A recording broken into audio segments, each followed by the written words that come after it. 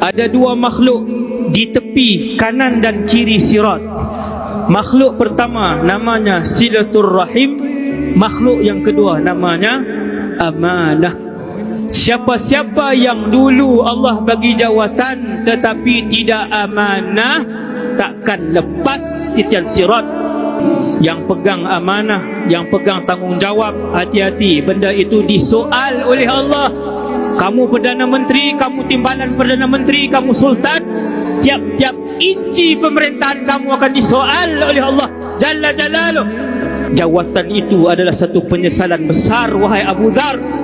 Benda yang menitiskan air mata Umar bin Al-Khattab. Ketika disoal, Umar kata, aku takut nak jawab. Macam mana Allah tanya sepanjang pemerintahan aku, seekor kuda yang jatuh di atas jalan yang tidak elok pada zaman pemerintahan aku. Sehingga Allah meletakkan amanah satu tempat di titian sirat, dan Allah letakkan silaturrahim. Berapa ramai yang menghantar ibu dan ayah, tak bela mak ayah, tak jaga mak dan ayah, tak peduli mak dan ayah.